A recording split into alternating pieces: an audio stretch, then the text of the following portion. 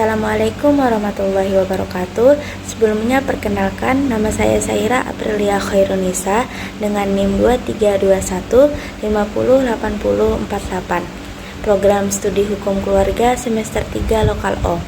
Tujuan saya di sini ingin memenuhi tugas mata kuliah pengantar fikih munakahat oleh dosen pengampu Ustadz Ahmad Sofyan, SHI MH.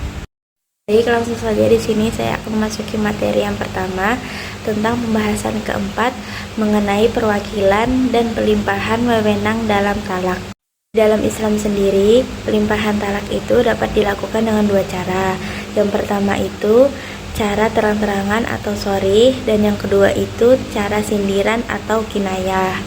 Di dua cara tadi itu sendiri mempunyai cara tersendiri lagi. Yang pertama, kalau cara secara terang-terangan itu bisa dilakukan dengan ucapan talaklah dirimu. Kalau untuk talak sindiran itu bisa diucapkan dengan ucapan pilihlah untuk dirimu. Kemudian para ulama itu sepakat bahwa suami itu boleh melimpahkan hak talaknya itu kepada istri berdasarkan teladan Nabi Muhammad SAW yang memberikan pilihan kepada istrinya untuk tetap bersama atau berpisah, seperti yang sudah disebutkan dalam Quran surah Al-Ahzab ayat 28. Baik, lanjut ke materi perwakilan dalam talak menurut pendapat mazhab. Yang pertama ada mazhab Hanafi. Menurut mazhab Hanafi, penjatuhan talak selain dari suami itu bisa dilakukan melalui tiga bentuk. Yang pertama itu ada cara pelimpahan, dan yang kedua itu ada perwakilan, dan yang ketiga itu ada utusan. Kemudian di dalam perwakilan, suami itu menunjuk orang lain selain istri untuk menalak istrinya. Kedua, pelimpahan berarti memberikan izin talak kepada istri atau orang lain. Yang ketiga, utusan berperan sebagai penyampaian pesan talak dari suami. Kemudian ada tiga lafaz pelimpahan yang harus diakui. Yang pertama, perkara berada di tanganmu. Yang kedua, pilihan. Dan yang ketiga itu kehendak. Ada dua syarat yang harus dipenuhi dalam pelimpahan talak kepada istri. Dan syarat yang pertama itu adanya niat talak dari suami, dan syarat yang kedua itu istri harus mengetahui bahwa perkara talak itu harus berada di tangannya. Dan dalam kasus pilihan itu harus ada penyebutan kalimat talak dari ucapan suami dan jawaban istri. Dan perlu kita catat juga bahwa pelimpahan talak ini bersifat bain atau putus. Sedangkan di dalam bentuk kehendak itu bersifat roja'i atau dapat dirujuk. Mazhab yang kedua ini mazhab Maliki. Menurut mazhab Maliki, pelimpahan hak talak itu terbagi menjadi tiga. Yang pertama itu perwakilan, kedua itu pilihan, dan yang ketiga itu kepemilikan. Dalam perwakilan, suami dapat memberikan hak talak kepada istri atau orang lain, tetapi tetap suami itu tetap memiliki hak untuk mencegah atau memecat wakil tersebut. Dalam kepemilikan, suami memberikan hak penuh kepada istri atas perkara talaknya sendiri. Suaminya ini tidak dapat mencabutnya kembali, dan penerimaannya itu harus dilakukan dengan cara perbuatan atau perkataan. Nah, kemudian di dalam pilihan ini, istri itu diberikan opsi untuk memilih antara tetap bersama suami atau berpisah, tetapi dengan konsekuensi jatuhnya talak 3 apabila si istri ini memilih untuk berpisah. Kemudian tafwid atau pelimpahan hak talak itu bisa diberikan kepada orang lain selain istri dengan syarat jaraknya itu berdekatan maksimal 2 hari. Talak itu hanya boleh jatuh jika semua pihak yang diberikan izin menyepakatinya itu semua berkumpul. Jika tidak semua berkumpul, berarti tidak boleh menyepakati talak tersebut. Kemudian mazhab Syafi'i. Menurut mazhab Syafi'i, tafwid atau pelimpahan hak talak merupakan bentuk kepemilikan talak yang mensyaratkan istri harus menjatuhkan talak ke dirinya sendiri secara langsung dan tidak dapat dirujuk. Pelimpahan ini dapat dilakukan dengan ucapan terang-terangan atau sindiran. Kemudian di dalam jumlah talak, apabila si suami bermaksud menalak 3 dan kemudian si istri ini mengetahui niat suami tersebut, maka jatuhnya sudah talak 3. Namun Beda dengan kasus jika keduanya tidak meniatkan talak 3 itu, maka jatuhnya talak 1. Kemudian mazhab Hambali. Menurut mazhab Hambali, apabila orang yang sah melakukan talak juga sah untuk mewakilkannya. Wakil memiliki hak untuk menjatuhkan talak sesuai keinginan, dibatasi waktu atau jumlah tertentu oleh yang mewakilkannya. Dalam jumlah talak, jika menjatuhkan talak lebih atau kurang dari yang ditentukan, maka yang berlaku adalah jumlah minimal talak. Kemudian masuk ke pembahasan hukum wakil dalam talak. Terdapat perbedaan antara mazhab Maliki dan mazhab Hanafi mengenai hukum wakil dalam talak. Mazhab Hanafi menegaskan bahwa wakil talak harus bertindak sesuai ketentuan suami dan hanya berperan sebagai penyampai pesan tanpa tanggung jawab finansial yang tetap menjadi kewajiban suami. Jadi di sini tuh maksudnya wakil talak itu harus bertindak sesuai ketentuan suami, tidak boleh melebihi tanggung jawabnya si suami. Dan yang kedua itu menurut mazhab Maliki. Mazhab Maliki berpendapat bahwa suami tidak dapat memecat wakil talak jika hak tersebut terkait dengan kepentingan istri, terutama untuk menghindarkan keburukan dari istri.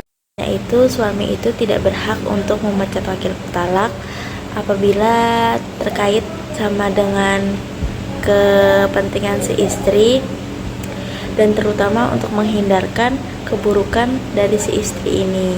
Kemudian pembahasan selanjutnya adalah sifat hukum tafwid talak untuk istri dan orang lainnya. Mazhab Hanafi menetapkan bahwa tafwid bersifat mengikat bagi si suami, maka tidak dapat ditariknya kembali. Bagi istri tidak dapat mengikat dan dapat menariknya kembali. Istri hanya memiliki hak memilih satu kali, kecuali jika suami memberikan hak berulang dengan ungkapan khusus yang memungkinkan istri menjatuhkan talak 1 di setiap kesempatan sampai batas talak 3. Jadi istri ini hanya memiliki hak satu kali, kecuali si suami memberikan hak yang berulang-ulang. Pembahasan selanjutnya adalah masa tafwid bagi si istri. Menurut mazhab Hanafi, tafwid itu dapat berbentuk yang pertama mutlak, dan yang kedua itu terikat pada waktu tertentu, dan yang ketiga itu berulang. Menurut pendapat Syafi'i dan Hambali, dalam tafwid mutlak, hak talak terikat pada tempat istri mengetahui pelimpahan tersebut. Dan menurut pendapat mazhab Maliki, pilihan itu berlaku selamanya sampai si suami mengetahui keputusan si istri ini. Dalam tafwid yang terikat waktu, talak itu berlaku selama periode yang telah ditentukan. Tafwid yang berulang memungkinkan si istri ini menjatuhkan talak kapanpun hingga batas 3 kali. Batasnya itu 3 kali. Kemudian apabila penggunaan kata jika atau ketika hanya memberikan talak 1 kali, beda halnya dengan kata setiap kali yang memungkinkan bisa terjadi berulang kali. Selanjutnya, jumlah talak yang jatuh dengan pelimpahan dan jenisnya. Konsep talak dalam lafal pelimpahan memiliki pandangan yang berbeda menurut dua mazhab. Mazhab Hanafi berpendapat bahwa istri tidak dapat menjatuhkan talak 3 sekaligus. Dan jenis talaknya ini bisa rajai dan bisa ba'in. Mazhab Maliki memandang dapat dikatakan talak dalam pelimpahan itu apabila saat istri memilih atau menalak dirinya talak 3.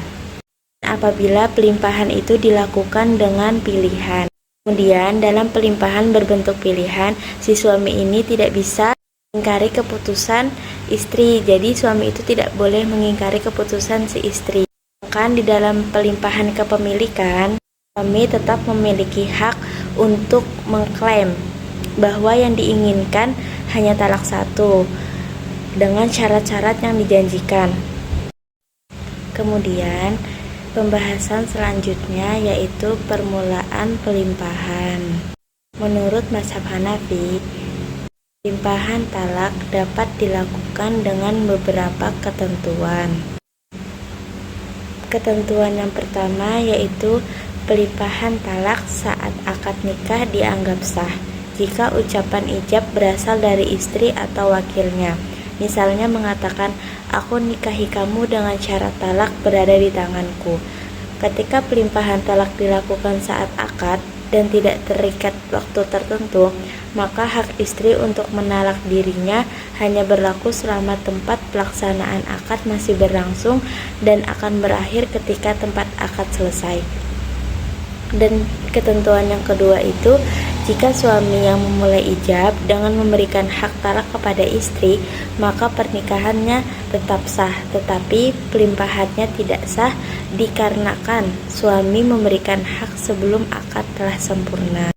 Materi selanjutnya adalah hak suami untuk menalak dengan keberadaan pelimpahan. Menurut mazhab Hanafi, meskipun telah terjadi pelimpahan talak kepada si istri, bukan berarti menghilangkan hak suami untuk menjatuhkan talak kepada si istri. Pelimpahan ini sama halnya seperti apabila kita mewakilkan sesuatu kepada seseorang, meskipun sudah kita wakilkan kepada seseorang nih, tetapi kita itu tetap memiliki hak atas ini semua. Bukan berarti kita sudah mewakilkan baru kita tidak memiliki hak, itu salah.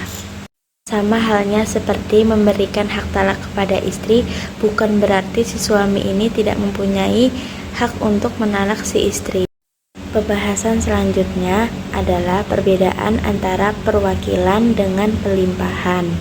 Menurut mazhab Hanafi, terdapat 4 perbedaan antara pelimpahan dengan perwakilan. Perbedaan yang pertama yaitu di dalam pelimpahan suami tidak bisa menarik kembali haknya, kalau perwakilan bisa ditarik selama belum dilaksanakan.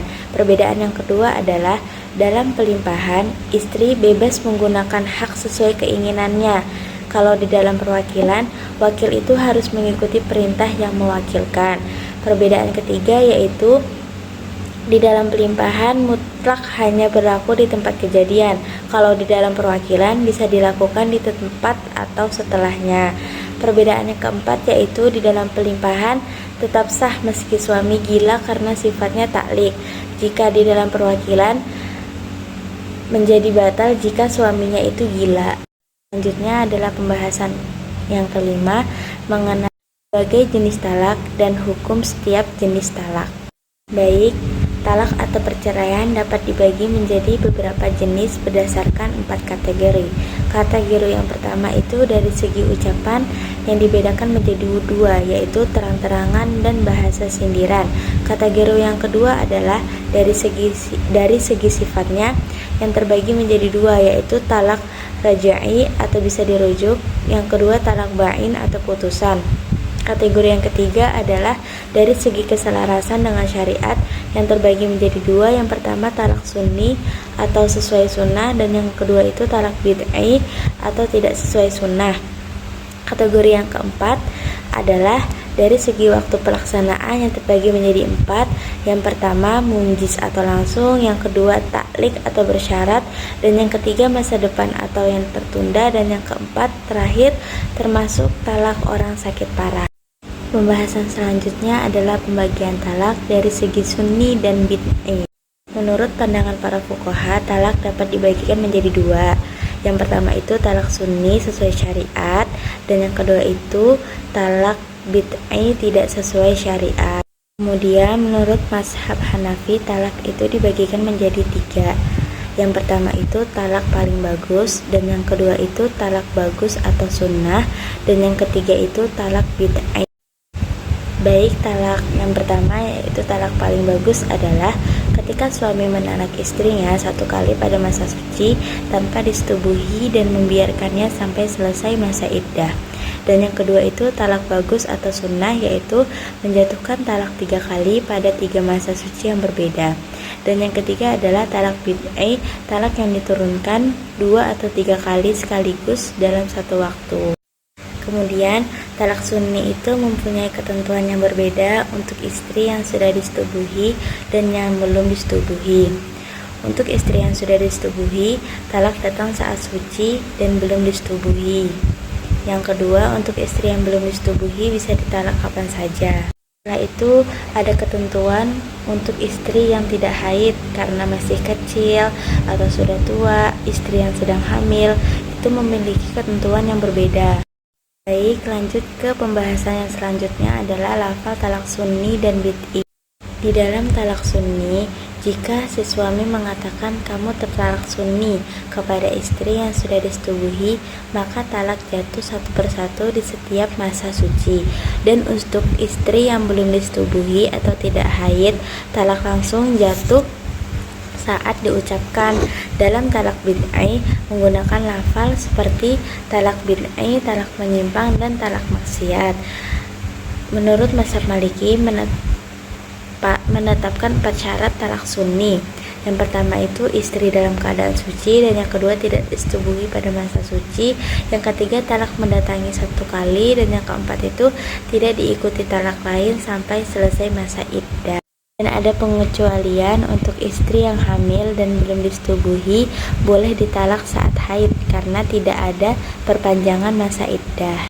Kemudian mazhab Syafi'i membagi talak menjadi 3. Yang pertama sunni, yang kedua bid'i, dan yang ketiga itu kategori khusus. Kemudian mazhab Syafi'i membolehkan talak sekaligus 3 dalam 1 kali masa suci. Kemudian jika talak dilakukan pada saat istri haid, suami itu wajib meminta rujuk kembali sampai si istri ini suci kembali. Dan apabila si suami ini tidak mau mengajak rujuk kembali, suami bisa dipenjara dan mendapatkan pukulan. Kemudian di dalam Islam, talak ini memiliki aturan waktu yang tepat. Menurut mazhab Syafi'i dan Hambali, talak 3 sekaligus itu adalah sah. Tapi menurut Maliki dan Hanafi, hukumnya itu haram atau bid'ah. Kemudian ada 2 jenis talak yang dilarang. Yang pertama saat istri haid dan saat istri dalam masa suci setelah berhubungan intim namun belum jelas kehamilannya. Jika terlanjur melakukan talak yang dilarang, sebaiknya rujuk kembali. Kalau masih ingin bercerai, tunggu sampai istri dalam keadaan suci. Untuk talak 3 yang diucapkan secara bertahap, jatuhnya talak mengikuti masa suci istri. Semua ini berdasarkan tuntunan Nabi Muhammad SAW untuk melindungi hak-hak istri dalam masa iddah. Pembahasan selanjutnya adalah pembagian talak kepada talak raj'i dan talak bain. Talak itu terbagi menjadi 2. Yang pertama talak raj'i dan talak bain. Setelah itu talak bain ini terbagi menjadi 2 lagi. Yang pertama bain sugro dan bain kubro. Selanjutnya saya akan menjelaskan pengertian talak raj'i terlebih dahulu. Talak raj'i adalah perceraian yang dimana suami masih bisa rujuk atau kembali dengan istrinya selama masih dalam masa iddah, tanpa perlu akad nikah baru dan mahar baru, bahkan tanpa perlu persetujuan si istri. Di sini itu maksudnya talak raj'i itu yang dimana perceraian suami itu masih bisa rujuk atau kembali sama istri itu selama masih masa iddah, tanpa perlu ada pengulangan akad nikah baru, tanpa perlu adanya mahar baru, dan tanpa perlu persetujuan si istri itu masih bisa rujuk kembali. Kemudian yang kedua adalah talak bain. Seperti yang saya sebutkan tadi, talak bain itu terbagi 2 macam, yaitu bain sugro dan bain kubro. Talak bain sugro itu adalah suami bisa kembali ke istrinya tapi harus dengan akad nikah dan mahar baru. Jadi talak bain sugro itu syaratnya adalah suami bisa kembali ke istrinya itu harus dengan akad nikah yang baru, mahar yang baru. Sedangkan talak bain kubro adalah talak yang paling berat. Suami tidak bisa kembali ke istrinya kecuali si istri itu sudah menikah lagi dengan laki-laki lain secara sah dan telah berhubungan dengan suami istri, kemudian bercerai atau ditinggal mati dan telah selesai masa iddahnya, baru si suami yang pertama itu bisa kembali menikah dengan istrinya yang sudah dicerai. Apabila si istri ini belum nikah kembali dan belum bercerai dengan suaminya yang baru, itu berarti tidak boleh kembali ke suami yang pertama. Apabila mereka udah memenuhi syarat tuh, tapi mereka kembali itu harus dengan mahar yang baru, akad yang baru, seperti itu. Masuk ke pembahasan yang terakhir, yaitu batasan talak raj'i dan talak bain. Para ulama dari berbagai mazhab sepakat Islam memberi kesempatan rujuk dalam talak raj'i kecuali dalam kondisi-kondisi khusus yang sudah disebutkan tadi. Ini menunjukkan bahwa Islam memberikan kesempatan untuk memperbaiki hubungan suami istri namun tetap mengatur batasan-batasan untuk melindungi hak-hak kedua pihak. Sikap undang-undang. Terdapat perbedaan antara undang-undang dan perbedaan pendapat antara mazhab-mazhab fikih. Menurut 4 mazhab fikih, ucapan talak 3 itu sekaligus dihitung menjadi talak 3. Berbeda dengan pendapat menurut undang-undang Mesir dan Syria. Ucapan talak 3 sekaligus hanya dihitung menjadi 1 talak saja. Kemudian untuk talak dengan sindiran atau tidak langsung, undang-undang mengikut pendapat mazhab Maliki dan mazhab Syafi'i yang mensyaratkan harus ada niat untuk talak. Setelah itu berbeda dengan mazhab Hanafi yang menganggap talak sindiran ini bisa jatuh bain meski tanpa niat. Sekian presentasi dari saya, kurang lebihnya mohon dimaafkan. Assalamualaikum warahmatullahi wabarakatuh.